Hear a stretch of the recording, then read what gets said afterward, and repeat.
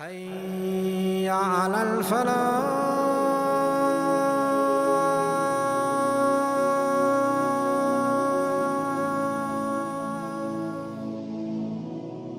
One individual phoned me from prison. He said to me, I've got banged up for 20 years in my life. I feel it's unfair what's happening to me. You know what I said to him? I said, how many years of your life have you lived a haram life? To me, 20 years. He said, I've carried out every single sin on the face of this earth. I said, those 20 years, I'm not here to judge you, but Allah's giving you respite. 20 years of your life, living that life, now ride 20 years. Ride 20 years like a man, come out and change like a man. Where did we go wrong? That every other day that we find, somebody is gunned down, somebody's shot, somebody's murdered, somebody's stabbed, somebody's robbed, somebody's trafficking this, somebody's doing this. The number of Muslims who are involved inside these haram activities, that have taken even non-Muslims out of certain environments. And they've cleaned up the streets, meaning they've cleaned them out of the streets, and they run the streets. And it's shameful. It's shameful for us Muslims that this is what we aspire to be. A drug lord, a drug baron, racketeer, crime, violence. That's my name. That's what I want to be known as. I want to be known as a big daddy of drugs. That's what I want to be known as. People know my name as Capone or whatever it may be. And some of these people, their audacity, that when you meet them, you see the same pride in them. You see the same pride inside them, and you think that, what have you changed in life? And there's opposites. They won't speak about their past. They won't speak about their life. They won't speak about everything, because deeply inside their heart, they're remorseful. They're remorseful that how could I live that life? How could I take a man's life? How could I do that? What kind of evil, wicked individual was I to do that inside my life? They change your life, change your aspiration. That's what Iman does. It awakens the individual. Where we find other people come and consult us. Sheikh, I want to take this person out in my life. Give me a fatwa to take his life out. And I've said to them, if you don't catch them, they would have caught you. Your intention is as evil as their intention. So you're both senile individuals. That you would take any individual out because of why? Because of this, your ego.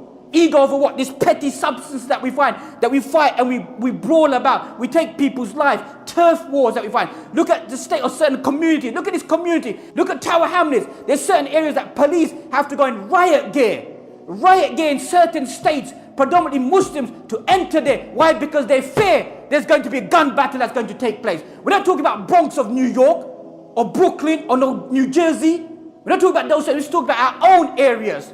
That we live in this bubble world. We don't see what the youth are doing around us. The life that they're living. We need to awaken ourselves, awaken these individuals to return back to Allah subhanahu wa ta'ala. That's the only way that they're going to change. When your time comes, you're going to leave this dunya and only going to be responsible for the things that you've done. And the sad thing is that some of us are going to be responsible not for our own selves. That's why I always say, if you sin your own life. Do whatever you want to do inside your own life.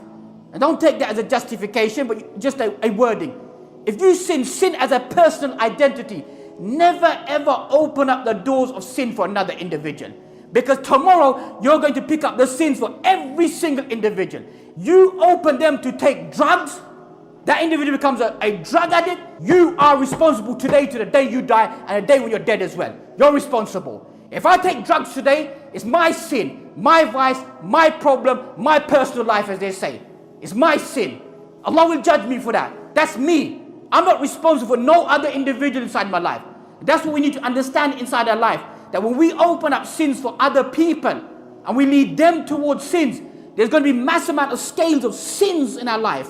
Sins that we're going to carry. That even when a person's made tawbah, there's going to be still these sins that are going to be looming over their head. How can a person remove these sins? Is by making the same effort.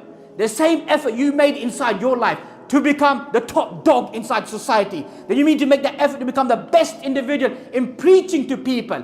To bring them away from haram. To reminding them, to tell them to fear Allah subhanahu wa ta'ala. Read the seerah of the companions. That's why we think that maybe there's a great distance between our lives and their lives. Some of them, they were, if you can use such words, notorious individuals.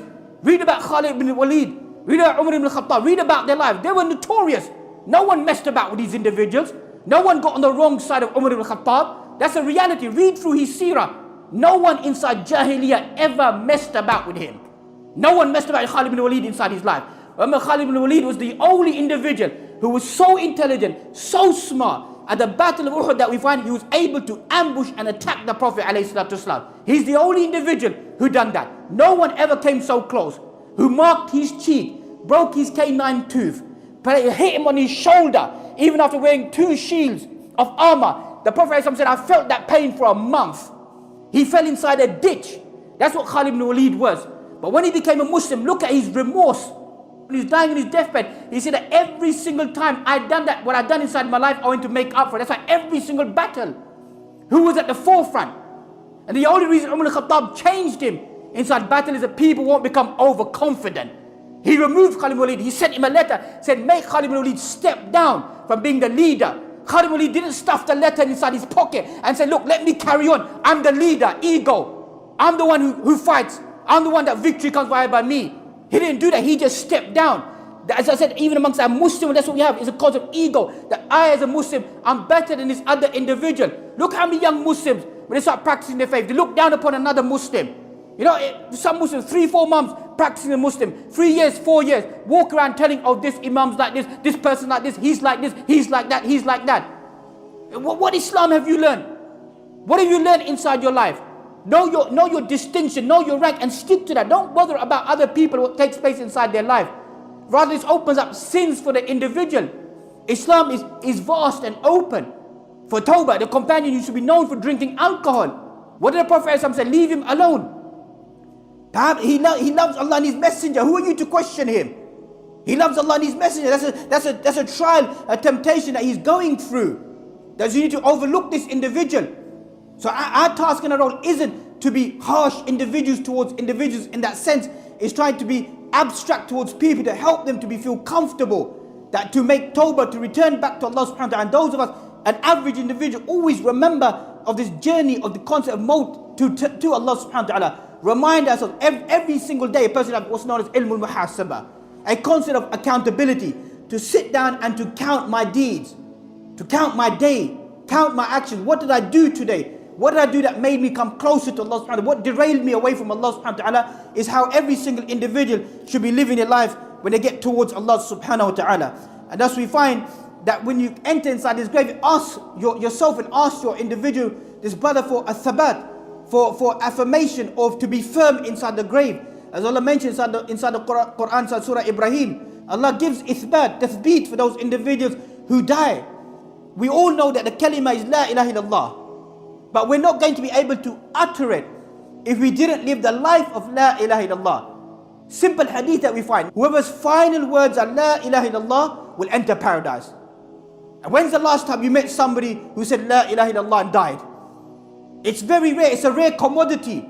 We're not here to judge people. Maybe there's many good actions that they've done. But I'm talking about physically. Physically they said, they uttered that kalima. How many people do you find do that? In reality, whoever's final words that you can then say that this person is dakhal al-jannah, is going to paradise by the permission of Allah subhanahu wa ta'ala, because the signs are good. Signs are good of this individual, that they are praising and remembering Allah subhanahu wa ta'ala. Who will that be given to?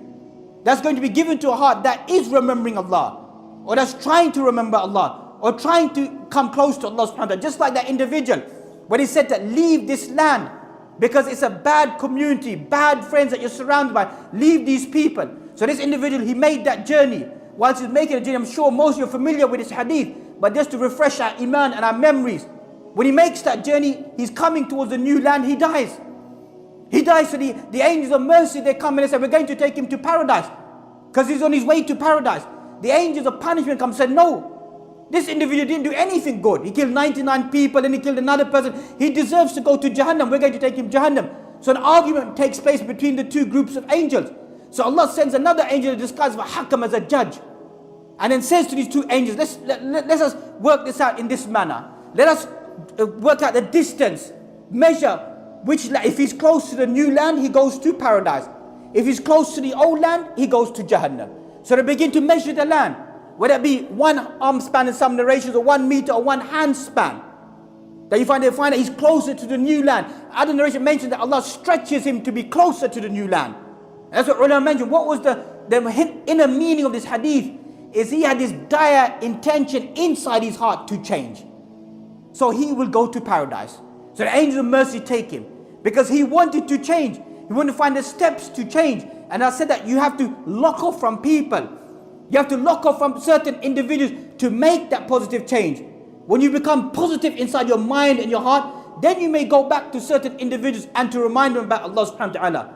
Because we find that too many people, they bounce in and out of Islam, as they say. That 1 minute they're practicing, next minute not practicing, next minute, because their system hasn't been purified. Just like they say, drugs contaminate your body. It totally collapses your body. You know, there's people that I've seen that I've grown up with who've been taking these substances throughout their life. And the next minute you see them and you see the state of them. You know, there's one individual that I grew up when I saw him after many, many years. This individual was a strong individual, strong-minded, strong personality, who would brawl with people that you couldn't even imagine. Next time I saw him, I said, look at the state of you. What's happened to you? This is what it does. It wrecks you. As a person within their heart should be saying, Ya Allah, protect me from ending up being like that. You know, Muslims who rob from their parents. I steal from my mother. I hit my mother. I rob my mother for a quick fix. That's a Muslim. You know, I've seen people come to a funeral.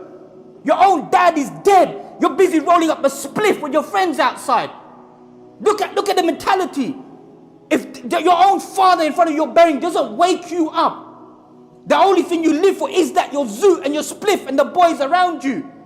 And what the discussion's about is futile. Most of these men around you, they're nothing for you anyway. They won't do anything for you. Look at those people riding a sentence. I know people 20 years, 30 years riding a sentence. They come out to prison and say to me, Sheikh, all those men around me, not one of them asked about my family, about me, about my life, and took care of me. Not one of them. Because they're all selfish individuals. They live for their own selves. As I say, every man lives for his own self. That's what all these people are. It's a fake world. No one cares about you. Amongst your own circle, I can guarantee you there's people who are going to snitch on you. Because you know why? They don't want to ride the sentence. They don't want to ride it. It's only going to be years later inside your life, it's going to click. You're going to sit there and add 1, 2, 3 together and say, you know what? He's sitting in another exotic land, enjoying the money and this and that. Where was I? You're riding a long, hefty sentence. For what? And then people come and tell me, you know what? It's the wrong place at the wrong time. I was just at the wrong place at the wrong time. I just happened to go into a flat whereby there happened to be millions of pounds worth of cocaine there. Sheikh, I wasn't involved inside there. You know what I said to them? How many years of your life have you been involved in it? Are you still involved in it? Yes, I am. But on that day I wasn't. That's the signs of Allah. You don't need to be caught on that specific day that you've got your own substances. Allah will catch you on a different day, that you will go down for a different time, a different place. That's the way it should be. You ride certain things in your life, you ride them throughout to become a better individual. That's why read the seerah life of certain individuals. Read the life of Malcolm X, autobiography by Alex Haley, chapter number 5, called Shaitan. His nickname was the devil. That's his nickname in the 1960s. That's what they called him. He said, I never bent down in my life, ever in my life. I only bent down to pick locks, to rob from houses and from homes. I never bent down, bow down for no individual inside my life. And look what happened towards the end of the life of this individual. Look at that transformation of where he moved from that haram life, moved towards al-Islam. That's what the Western world is. That Allah subhanahu wa ta'ala will guide people. You think this world is created out of vanity, no purpose? You're not going to return back to Allah subhanahu wa ta'ala, oh, it's my money. I do what I want to do with it. I live my life how I want to do with it. You can live your life how you want to do with it. But as we mentioned, that when you become a person who begins to spread fitan and trials and tribulations inside society, those people love to spread vice. That's what some Muslims are. They love to spread vice. Oh, Sheikh, it's okay to open a little shisha lounge. You know, you're practicing Muslims. You're not just an average individual. Why do you need to open a shisha lounge for? Some girl can come and sit there, listen to music. Is that the reason why? Let's be blunt. Let's not fake about it, that you just want to enjoy some tutti frutti. Go and eat some fruit. Go eat some strawberry, some apple. Why do you sit up 3 o'clock in the morning in a shisha lounge with all women around you, music inside there, and then talk about Islamic politics to me? That's what your life is. That's not going to bring change. I know business people put £500,000 into clubs. For what purpose? Midlife crisis, because they want to live young again. They want to enjoy their life again. They want to surround themselves with that community to make themselves feel young. There's nothing wrong with what I'm doing. As I mentioned, we as Muslims, that should not be our aspiration inside life. We should kick out these aspirations out of life. That's what I want to be. I want to be the next, this person, whatever may be on the street. I want to be a Muslim who's known for that inside society. People remember me for that. But remember, when you're deep down inside that grave, you will know what the reality is. كَلَّا سَوْفَ تَعْلَمُونَ ثُمَّ كَلَّا سَوْفَ تَعْلَمُونَ. Then you're going to know. Then you're going to begin to reflect and to think every single thing about what I did inside my life. But then we're going to, may Allah forbid, it's going to be at times an eternal, ongoing punishment for that individual until they awaken, or at the end of that punishment, then they may be entered into paradise. But we don't know how long that's going to be for. And in that journey, some of those individuals may have given up their faith totally. That they may have become atheists inside their belief, they blaspheme against God, or don't believe in Islam at all. That's why he said, as-salah. As-salah is a key factor. The distinction between you being a Muslim and a disbelieving individual. We all do bad things inside our life. But a person shouldn't give up salah, because salah could be the key changing element inside your life. And us Pakistanis say, what's this you're doing? 1 minute you're a drug dealer, next minute you're reading salah. But they had this belief that I have to read my salah, because if I give up salah, I'm a disbelieving individual. They knew that deep down within themselves. That if I leave the salah, I'm a disbelieving individual. This is my sin that I carry out inside my life. So salah is a key element that awakens the individual, makes them return back to Allah subhanahu wa ta'ala. When you lose the element of salah, use the element of not coming to the masjid, not coming for Yawmul Jum'ah, not exerting that effort, you're going to distance yourself more and more away from Allah subhanahu wa ta'ala. Allah loosens the rope, lets you go more and more into more and more haram things, leaves you inside that life. And we need to pull the rope in a sense, try to find our way back in that good community, in returning back to Allah subhanahu wa ta'ala. May Allah subhanahu wa ta'ala give us all the tawfiq and ability to repent back to Him subhanahu wa ta'ala. Ask Him to, implore Him to forgive our sins, our previous life, our previous actions, and our future life and actions, to strengthen us to do good deeds and to return back to Allah subhanahu wa ta'ala in good state. وَأَقُولُ قَوْلِ هَذَا وَأَسْتَغْفِرُ لِي وَلَكُمْ وَلِجَمِيعِ الْمُسْلِمِينَ فَاسْتَغْفِرُوا إِنَّهُ هُوَ الْغَفُورُ الرَّحِيمُ.